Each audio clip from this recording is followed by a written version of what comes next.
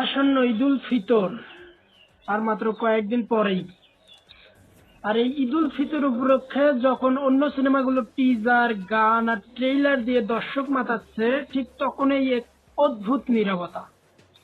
শুধু একটি পোস্টার আর একটি কাউন্টডাউন পোস্টার, এর বাইরে কোনো আপডেট নেই।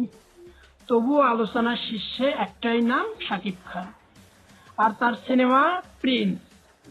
না এসেছে টিজার, না এসেছে গান, না কোনো বড় প্রমোশন। তবুও প্রশ্ন একটাই, কেন সবাই বলছে এই ঈদের সবচেয়ে বড় হিট শাকিব খানের সিনেমা?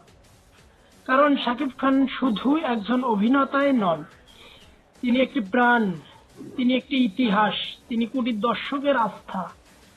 এবছর ঈদে মুক্তি পাচ্ছে 10টিরও অধিক বেশি সিনেমা, কিন্তু বাংলাদেশের বাস্তবতা হলো সারা দেশে সিনেমা হল মাত্র 130 থেকে 40টি।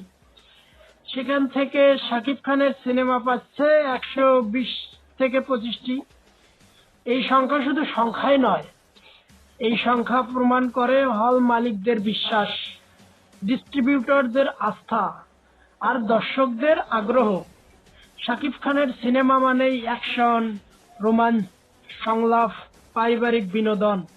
তার সিনেমা মানেই হল ভরে যায়, হাততালি পড়ে, সংলাপে দর্শক চিৎকার করে।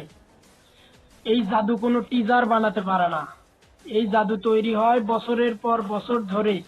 আজ পর্যন্ত প্রিন্স সিনেমার কোনো গান বা ট্রেইলার প্রকাশ হয়নি, কিন্তু তবুও সোশ্যাল মিডিয়ায় আলোচনা চলছে, কারণ সবাই জানে শাকিব খানের সিনেমা চুপচাপ আসে, কিন্তু ঝড় তোলে অনেকভাবে। আপডেট নেই মানে সিনেমা দুর্বল না, নীরবতাই অনেক সময় সবচেয়ে বড় প্রস্তুতি। এই ঈদে অনেক সিনেমা আসবে, কিন্তু আলোচনায় একটাই নাম থাকবে, সেটা হলো শাকিব খান। কারণ ঈদ মানেই শাকিব খান, আর শাকিব খান মানেই ঈদের রাজত্ব। প্রিন্স আসবে নীরবে, কিন্তু ফিরবে রাজকীয় সাফল্যে।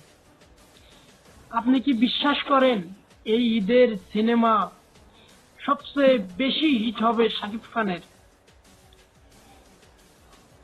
আপনাদের যদি শাকিব খানের প্রিন্স সিনেমাটি নিয়ে বেশি এক্সাইটেডমেন্ট কাজ করে, তাহলে কমেন্টে লিখুন আর শাকিব খানের সকল ভক্তদের কাছে শেয়ার করুন।